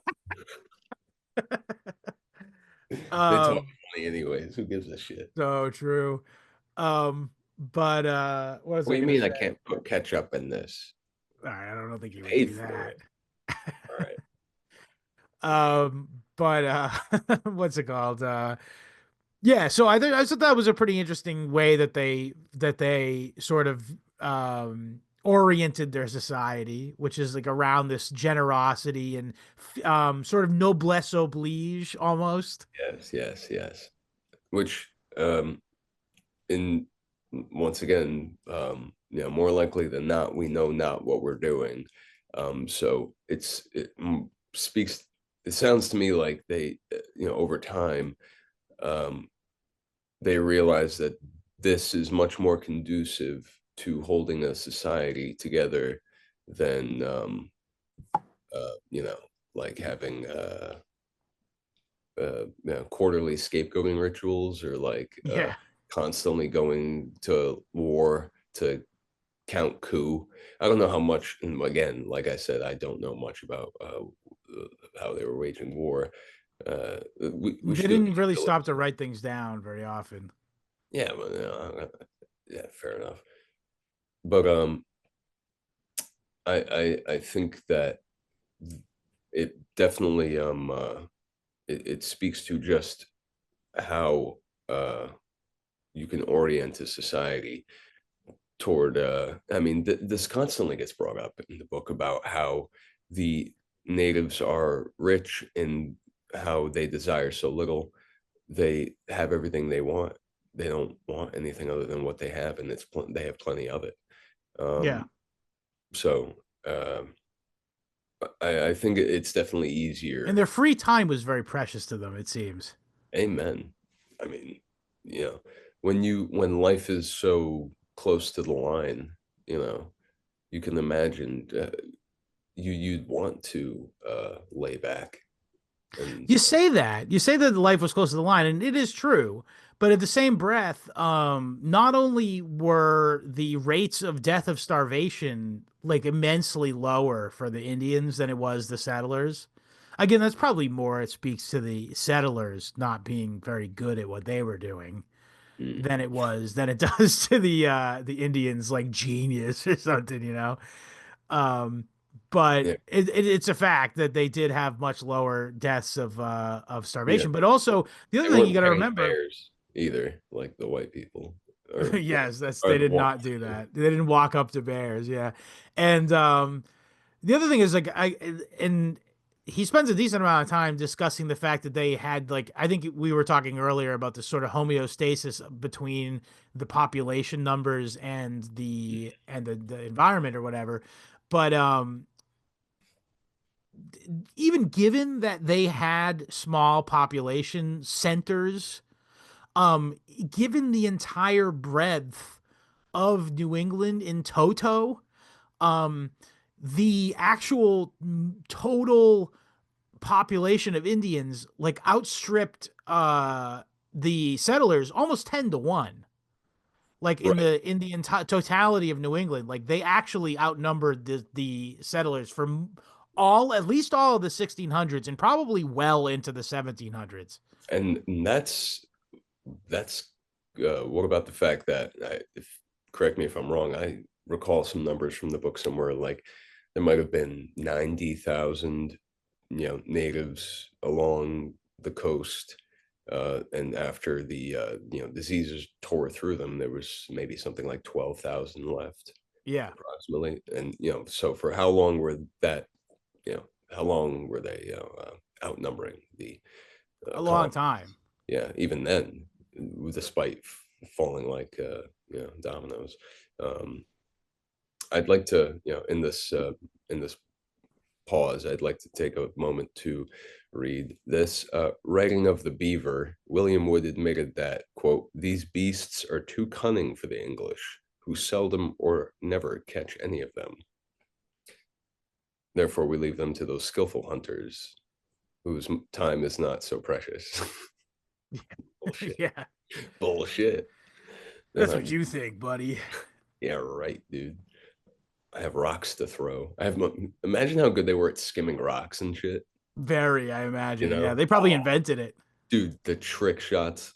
Yeah, like think about it. Like all that shit that you know. I don't know. They I probably gotta tell you, for me, free time's no good for me. Free time, I do destructive behaviors in my free time. I go hands, huh? Yeah. Yeah, I have to be doing something productive at all times, or even like what's the Uncle Ted term? Uh, you know, uh, You what's have to the be. word? Activity that's what's subject. It's um, what's the word that Oh. Uncle Ted came up with? Surrogate activity. I have to do some kind of surrogate activity at all times in Mm, order to not indulge in destructive behaviors. like burning down your nearby I forest. meant like snacking. Oh, is that why you got me working so hard, so damn hard, Scott? Reading these Yeah, I want books. you to slim down. You're really putting on the fucking Shit. pounds. No, it's just so you don't snack. Maybe, yeah. Maybe the reason why I work Be so paying hard is what I'm so I doing. don't snack. Yeah. Shit, dude. Well, don't mind me. Um, uh, let's see. I I think we're coming to it, but we're coming to the end here. But I yeah. there's a couple more concepts I want to sort of broach. But I Mm, really just want to I do again and by the way, Cronin, like, he sort of invokes, I mean, certainly the beginning of the book is a quote from Karl Marx and Friedrich Engels. yeah. But Cool. but I will say that I think he puts that there to be like, I know this stuff, this sort of class consciousness slash Marxist materialist Hmm. analysis or whatever, but he doesn't really go there with it. In fact, he has like a more based take, Mm, frankly, which is, he goes, listen, you could, when you compare what the English and the Indians were doing, sure, what the English were doing was much more capitalistic, but you could hardly call it what we call capitalism, particularly in the way that Marx was talking about. Because I think Marx defined, and I think he says this directly in the book, but Marx defines capitalism as like a system of wage labor. And there's definitely not wage labor going on in the time period that we're talking about. However, mm, um there is this, that we did already go over this before, but there was this massive impetus, outside top down impetus, in order to produce excess value that was, and again, hmm. Cronin doesn't go into this, but I will, that is built into the religious lives of these people. Yes. It's very much, it's a real parasitic brainworm that's been built into these people's lives. Hmm. And I can, it's just like, I mean, listen, I'm not like an expert on Christianity or nothing, but I'm pretty sure there's nothing in the New Testament about working really hard because that itself is good, and Mm, also viewing all of the world as like an unplucked, um or not unplugged, that's probably not the best analogy here, but viewing the whole world as an envelope of money you just need to go out and open, because mm, they very much, again, the word commodity came into popular use during this time period we're talking about. And originally, and this is almost directly verbatim in the book, originally the term was that it was commodious, hmm. meaning of human use, which I think comes from um Commodius the Emperor, if I'm not mistaken, right? Commodus, Commodus. maybe. Yeah, yeah. He did things that were people used. He made all the baths and stuff. I know that. The commode. Hey, there you go. I'm serious. Oh, I think that is where that comes from, by the way. yeah, Uh, exactly. but Shit. it was commodious. So these things are commodious that people use them. But in this time period, pointedly, it became a term to denote that it had profit, it had pecuniary value. Hmm. And this is a fundamental shift that, frankly, got us where we are today. Where I'm paying $6 for eggs. Yeah, six Well, dollars for a dozen eggs. yeah. Oh I my mean, God. yeah, they're excessive. Oh, I just got listen, I'm a pack of 18 eggs for 8.95. it's a I mean, little it's not good price, but it's like not good good. compared. I heard Yeah. somebody was like paying like $12 for 12 eggs. Oh, dude, yeah, no, I'm speaking a little I'm telling the truth, but in a way, I don't where we are here, you don't really see crazy prices like that on the basic stuff like eggs and milk. But I'd say Arizona, where I've been a few times, ridiculous. Is it? You will pay $6, $7, $8 for a dozen eggs. Closer to it's all funny money out there. It's all old Yeah, sunburned like money. Australia. Yeah, there Like, you how go. does this economy work? What do you guys even fucking make? They don't. I think they make like cybersecurity software and shit is what they make. I don't think they. Right, so you just type this in right here. It's 1 0 1 0 0 1. Was that 0 1 0 0 1 or 1 0 0 0 1? Crikey, Um, it's time for a break. yeah, Um, but I guess the tax they pay is that everything that they buy is like a gazillion dollars. all I know is Australians are totally priced out of ever being able to buy cigars, and that makes me very sad for them. Uh, Bummer. They're also fairly priced out of buying computer games. Jeez, no guns. Yeah, well, let's not even go to that's a sore subject, I think, for them. Let's not pick that one up. Sorry, folks. But yeah. Anything else we Um, want to get to here? I yeah, on because I brought up cigars, I'm gonna keep talking about them. Oh, tobacco. Yeah, the men Yeah, grew the tobacco. yeah. Well, it's just funny to think because I've been on this real tear recently, listening to a lot of videos from the founder of Foundation Cigars, Nick Malillo. He talks a lot. He's based It's out of not a sponsor, by the way. no, no, no, no, yeah, yeah. If you like cigars, though, tasty stuff. But he's based out of That's Connecticut. that's called a free ad, and that's the Oh, last one you'll be giving. not one more. Um, uh, so he talks a lot about Connecticut River Valley being this massive repository for uh, sediment from the end of the glacial Yeah. period, like that, It all 10, melted and all the 12,000 goo years ago. came out of the ice and it had good stuff in it. Yeah, yeah, and it makes for some very, very delicious tobacco that's far too rare. Terre Noir, I think it's called. Ooh, what's that, French? Were you Native American or something? Yeah, well, no, I'm saying the ground is called Terre Noir. It's Yeah, Black Earth. yeah, yeah. I heard that, but I believe it. If the darker the earth, it's certainly more mineral rich, probably. It's also moister Yeah, yeah. Man, when's the last time you got your hands in some dirt? all the time, dude. I'm already starting my summer crops now. No shit. Under Really? in the basement under lights and stuff. Yeah. Very good, very good. I'm a Yes, New England pioneer, settler, regular Johnny Tomato Seed. agriculturalist. Johnny, Um, Johnny, what else you got going I out don't think there? they had tomatoes at the time. I think tomatoes hadn't been tamed by man yet, and they were just evil, poison nightshades. No, I'm serious. I just had an image of tomatoes roaming the countryside eating people, That biting. you've never seen Attack of the Killer Tomatoes? That's what came. Yeah, Okay, good. All right, good. I'm glad because you've never seen any movie, obviously. So at I've least you've seen seen Attack of the Killer Tomatoes, at least. um uh yeah. So Nightshade.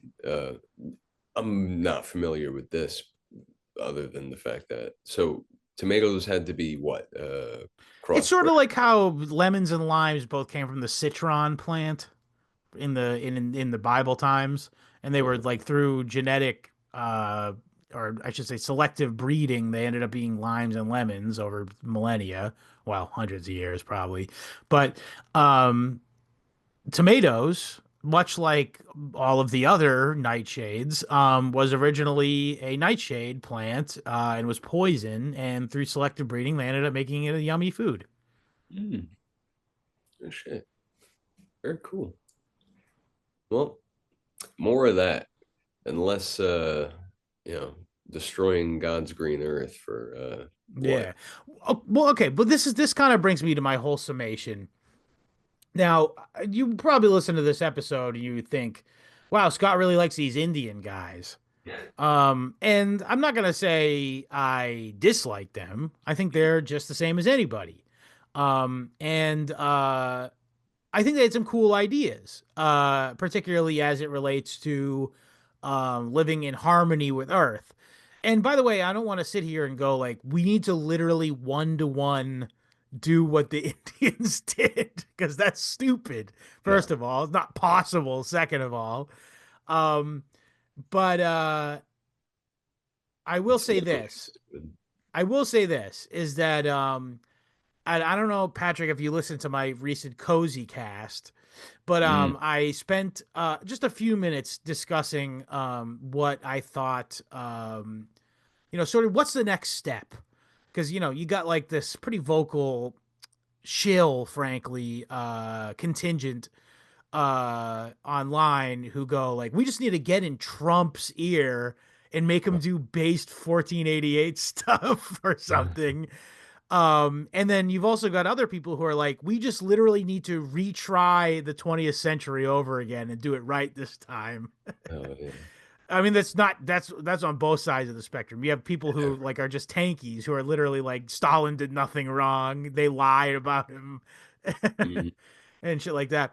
So I don't think it's any of those things. I don't think certainly not idling up to the Zionist technocrats doesn't seem like a good plan of attack unless you're a fucking grifter online and your aim is to get $43 per tweet, um which more power to you guys. But and then again, I don't think we could just literally, again, we can't just shake the etch a sketch on the 20th century and do it again in the 21st century, and retry the failed modernist ideologies. um and frankly, if and again, I don't want to go out on a limb and just say I'm a Hegelian or something, where and I don't necessarily think that history is a straight line, and by the way, that's very much, again, it's in keeping with the theme of this book, is that history is not a straight line. History is not a predetermined series of events that precede one from another. But I do think that there's value in sort of taking a little from here, a little from here, and synthesizing a new, more favorable arrangement of society or something. And mm, I think the thing that's really struck out to me here is this sort of emphasis on like the individual, atomized individual land holding singular, you know what I mean, like the it's very English, by the way, John Locke kind of, this idea of English liberalism, everyone's a landowner and stuff like that. I think we need to move past that, at least in light of the events of the last 50 years and the fact that as individuals, we hold less and less and less of the land. Now, in mm, the 18 and 1900s, you saw an unprecedented amount of land in individual land holders. In the scope of world history, this was an aberration, not the rule. Um, and yeah, it does spring from this time period, the 1600s, when free white men were able to come to America from Europe and homestead and stuff like that. It's very romantic. I like it. It's definitely Mm, part of my tradition as a previously libertarian kind of guy. Um, and but what I'm trying to say is, I think that experiment of letting individual humans own land is they're not going to let us do that anymore. They've done a lot in the last just 5 years to take that away from us, basically.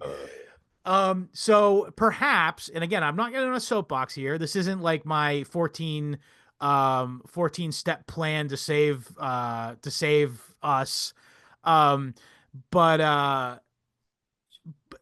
it's worth interrogating the idea that a people could intentionally come together to sort of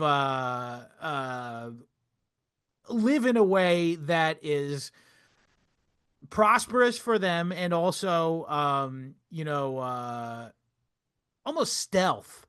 You know what I mean? Like the way the Indians were is pretty stealth. You know what I mean? They didn't really fuck up the earth. They did do alterations of the earth, of course, but they didn't make a dam. They didn't damage it permanently until usury came into play, of course.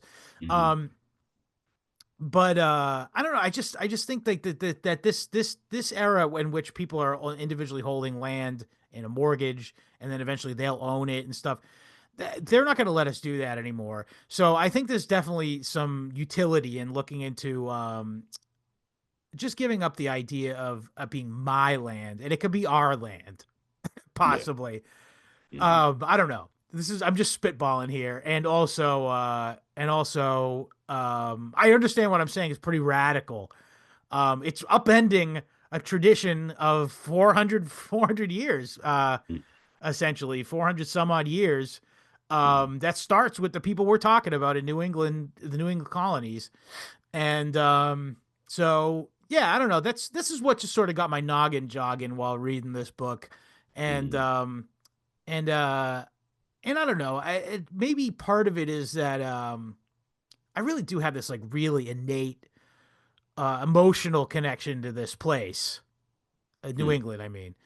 yeah. Um, and, I don't know. It's just I think perhaps maybe it's like a something that developed through the process of that like sort of individual atomized individual um society impetus society, but place became very not important, particularly in the last 50 years.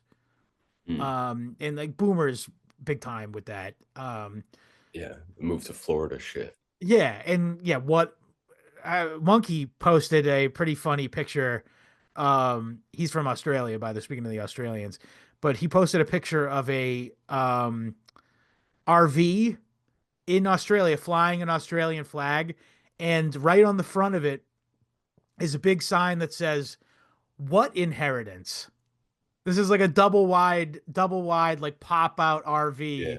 Yeah. Clearly cost, and I shudder to think how much it costs in Australian, but in America, it would cost 40, 700. 50 grand, 60 grand at least Okay. for this. It's like the same price as a fucking Benz Yeah. Yeah. Yeah. for one of these things. And Oh, so imagine how much that would be in Australia, by the way. And they proudly proclaim on the front, what inheritance? ugh, I mean, This is that's the consequence. Like that attitude is the consequence. And of course, it's not in a vacuum. I know that the yeah. boomers were particularly one-shotted with with fucking Reaganism and stuff, neoliberalism. Right. Right. But yeah, we're just not gonna we're NGMI with this arrangement, guys. Uh, So I don't know. nah, It's worth looking at how other people did it. That's all I'm saying. Scott, we're gonna make it whether we like it or not. Yeah, I know. That's the scary thing. That's true. um, uh, this whole time, it finally got brought up toward the end of the book. You know, because I had it in mind, the Protestant work ethic that was working all this land. Um, the directive from Genesis chapter 1 verse 28, Right. go forth and take dominion over the world. Yeah. I'd love to just sorry to interrupt you, and I want Yeah, you to go back to it, but I would please. love to hear what the church fathers, the original church fathers, interpreted that line, by the way. Yeah. I don't think it's the same way that the English No. Calvinists No, did. it's so funny, and when you were talking about the way that the natives, by knowing of their own, managed to make, because they didn't have the parasite uh of usury of Yeah. fiat currency. They didn't have that, at least to totally spoil everything. And so it's just so funny that I go back to the book here, and colonial claims of ownership of the land had two potential sources, blah, blah, but sorry, the failure of Indians adequately to subdue the soil as Genesis 128 required, and from the king status initially as the first Christian monarch to establish colonies there. Yeah, so basically, it, at this point, they're cutting up the way that people are even able to, you own land, and uh, if the natives aren't doing it the way that you know King James intended, then we ought to have the current monarch have say. It's just it's a really sick, twisted, inverted uh, logic. Um, you know, I don't Yeah, know. pretty crazy they're invoking Jesus in that. Yeah, it's just yeah, and then so they invoke Christ, and then they invoke the Bible, and then immediately say, "All right, now the king gets to say." Yeah. It's just, wait, which king? That there's one, but yeah. I don't know if you had anything else. Yeah, I had I a think I'm couple. wrapping up, but yeah, if you have a couple more Yeah, things you want to get to before we leave, yeah. I could actually end on this one. I don't know if it's not so much it's worth discussing as it's a great punctuation. So, yeah, this is a great book, and I'm glad you read it because it definitely did not. It Yeah, wasn't it took me to places I wasn't expecting, first of all, and second of all, it put a lot of just trivia in my head about this, and I think it really did give me a nice background for. I do want to do more early New England, and not just New England, but early American colonial period stuff, and knowing this stuff will probably give us a nice springboard into a lot of that stuff. Absolutely. I like the New England history thing. As close to home as it hits. Living here, just being an American, this is where it all started. So Yeah, it that's true. it, it there was one thing here. Sorry, I'm talking about ritual practices. Yeah, various ritual practices have served to stabilize relationships with the ecosystem. That was one thing that stood out to me, is that it was baked into the religious structure of the natives to have uh, a reverence for the land to whatever degree, and the same way that surely, like all people, there's plenty of piety, but people, they bust balls and then they laugh and then they go kick a dog down the hill, uh, later that day. But there's no use in idealizing, uh, you know, the natives here, but there is something to be said about, there's some, they weren't, living the truth, but it was pretty truthful. It was pretty close to walking the way that we ought to on this earth, as opposed to, um, they kept using a term in the book, alienating everything into a commodity, making it something to be uh, uh, juiced, I guess. That's not the way it is, Yeah, but leveraged. yeah, exactly. So I yeah. will make a counterpoint to that. Specifically, if I do think that there's a tendency for us to want to mysticize that ritualized reverence for the earth. Mm, However, I would say that a possibly more materialistic explanation for it would be that in the dearth of them having a written language, it probably did them well in order to sort of remember the necessary mhm. ecological activities that they did in order to survive by Mm, ritualizing it. absolutely, yeah. Ceremony certainly will help things stick in your head rather than being just dragged along and having things pointed out to you. Um, yeah, I can see that. One last thing I want to just close on is so a lot of ink is spilled for this notion that the primary argumentation from the perspective of the colonists of the reason why they deserved the land more so than the Indians Mm, was the fact that they didn't even use it. They don't use it to its full extent. yeah. It, Um and uh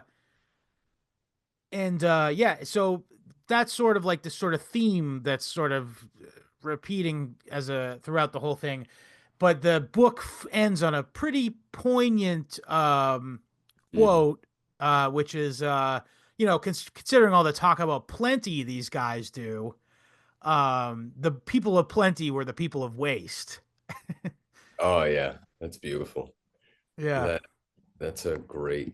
I remember the book really leading up to this beautiful summation, and um, there. Let's see here. The inherent conflict between the land uses of the colonists and those of the Indians. I thought this was great. The colonists' economic relations of production were ecologically self-destructive. They assumed a limitless availability of more land to exploit, and in the long run, that was impossible. When the gift was finally exhausted, ecosystems and economies alike were forced into new relationships. Expansion could not continue indefinitely. Um, yeah, That just sums it up right there. people of plenty were people of waste. That was Carl Sauer, whoever he is. I hope he's well. Oh no, that was Cronon. Forgive me, Cronon did Yeah, it say, was Cronin, I think. Yeah. but Carl Sauer, whoever he is, said that Americans had not yet learned the difference between yield and loot, which is Mm.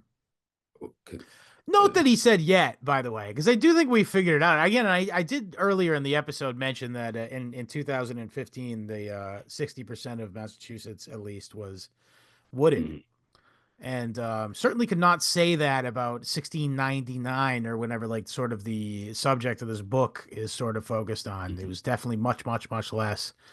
And the land was much more utilized. But yeah, so we We're have plenty more New England stuff to talk about in the future. Thank you for listening as always. Can we Let's talk wrap about the up. Bridgewater Triangle, or is that It's gay? not real though. Yeah, right. Yeah, it's such a dud, dude. I'm glad we got. My dad lives very close to it, and he like when he first moved there, he was like, "Oh yeah, dude, the Bridgewater Triangle." And then now, 10 years later, he's like, "Yeah, I don't the fucking Bridgewater Triangle." No, here's the thing. Look, listen. I spent a lot of time out in these here woods, and I've seen some. I've sent you photos and videos of some of the The ridiculous sex dolls shit, you found? the ridiculous shit I see in these woods. And one thing I will say is, like, I, I I haven't seen this, but two people who I trust not to be lying right to my face. Uh, Mommy and Daddy. no. Just, people Oh, they people. did tell you Santa Claus was real at one point. I think I knew before they like gave up that All right, well, whole. this isn't the Santa Claus All right, episode. Go ahead. listen. We did that. Check that out, folks. And do check out what's coming up soon because it makes the context of all that happened during this period. The book that's coming up, if Next week. Yeah, that's Oh, mwah, hilarious. I didn't plan it at all. It just worked Yeah, out just perfectly. yeah. So yeah, we'll be talking about the merchants. Um, so what was I talking about? The god dangle Something you saw. So two people you trust not to yeah, lie to just you said this about the woods. people go out there wearing robes. Yeah, but edgy people exist.